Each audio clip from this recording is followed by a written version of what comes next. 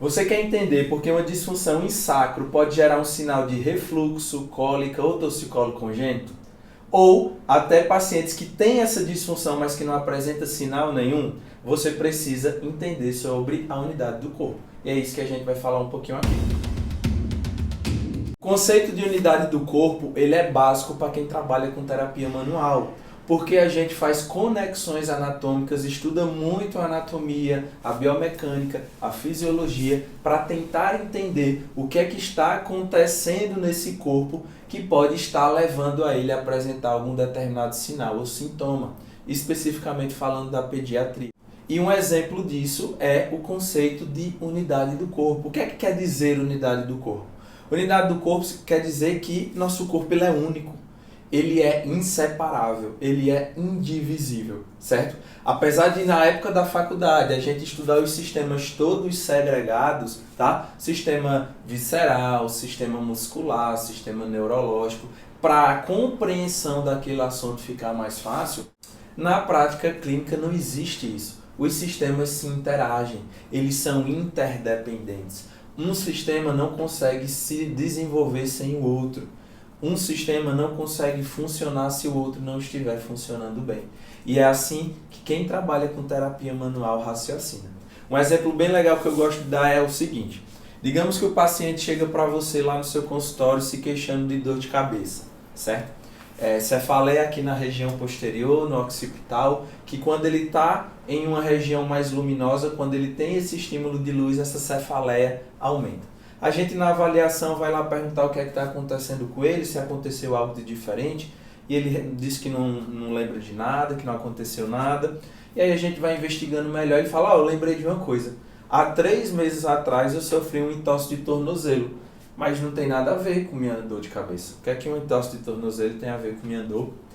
O pensamento da fisioterapia convencional que a gente aprendeu na nossa faculdade, de fato, não tem nada a ver. Mas o nosso corpo é único, ele é uma unidade. A gente precisa pensar em cadeia lesional, a gente precisa pensar nessas conexões anatômicas. Por quê? Quando o paciente sofre um entorse de tornozelo em inversão, a fíbula dele desce e anterioriza, tracionando o bíceps femoral. Quando o bíceps femoral é tracionado, roda o nosso ilíaco para posterior. Rodando o ilíaco para posterior, ele vai rodar a L5 para o mesmo lado, porque a L5 se conecta ao nosso ilíaco através do ligamento ilio-lombar. L5 rodado para o mesmo lado, C1, nossa primeira vértebra cervical, também vai rodar para o mesmo lado, porque elas funcionam biomecanicamente iguais pelas tensões da dura mater, pela tensão facial da dura mater. Então, se C1 rodou também para o mesmo lado, e a gente sabe que a artéria vertebral, antes de entrar lá no lobo occipital, passa pelo forame transverso de C1, se C1 está rodada para um lado, bloqueio sanguíneo da artéria vertebral, diminuição de fluxo sanguíneo na região occipital. Dor de cabeça, porque o fluxo sanguíneo naquela região está diminuído.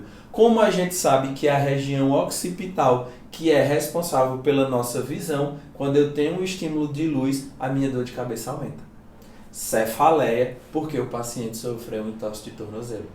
O outro paciente, que também sofreu a mesma entorse, agora chegou no consultório se queixando de dor lombar, porque quando ele sofreu a entorse de tornozelo, que bloqueou o ilíaco em posterioridade e tensionou o ligamento ilio-lombar, ele desenvolveu uma dor lombar ligamentar. É aquele paciente que chega no seu consultório falando, doutor, quando eu fico muito tempo em pé, eu começo a sentir uma dor em queimação na minha lombar, o ligamento está estirado.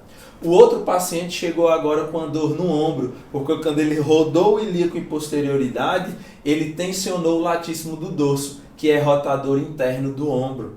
Dor no ombro, impacto, síndrome do impacto do ombro, porque sofreu um entorse de tornozelo. O outro paciente que sofreu a mesma entorse agora chegou com queixa de dor no joelho, porque quando ele rodou o ilíaco em posterioridade, tensionou o reto femoral, desenvolveu uma tendinite patelar. Dor no joelho porque torceu o tornozelo. E o outro paciente chegou sem se queixar de nada.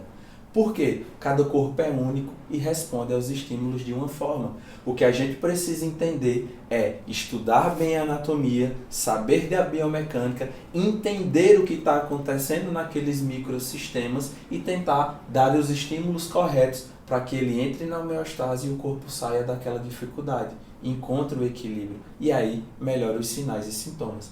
Então, como é que uma criança que tem uma disfunção na região sacral pode desenvolver um torcicolo congênito, um refluxo ou uma cólica, por exemplo? Aqui eu trouxe para vocês um desenho bem bizarro, viu pessoal? Eu não desenho nada, que é para representar a conexão aqui que a gente tem do sacro lá com o nosso crânio, através da dura mater, através da fáscia, certo? Que recobre aí o nosso sistema nervoso. Então ela inicia lá no cóccix, recobre toda a medula e vai lá para dentro do nosso crânio.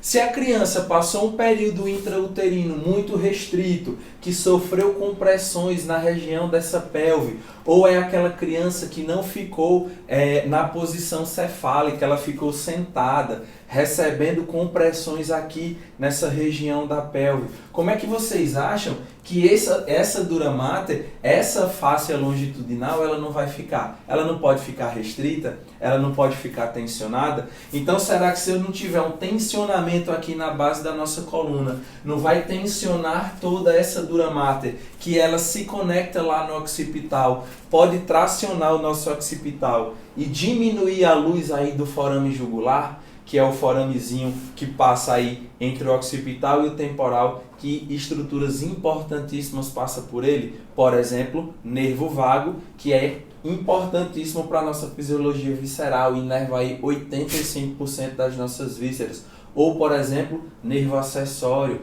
ficar comprimido, ficar ali gerando compressões naquela região e esse nervo acessório ficar ativado, comprimido e vai ativar aí a musculatura do com essa criança tem um torcicolo congênito, certo? Ou esse nervo vago sendo aí comprimido e o paciente pode apresentar qualquer sinal visceral, inclusive um refluxo, uma constipação, uma cólica. É assim que a gente que trabalha com terapia manual raciocina em cima do paciente, trata a causa do problema e gera resultado no primeiro atendimento.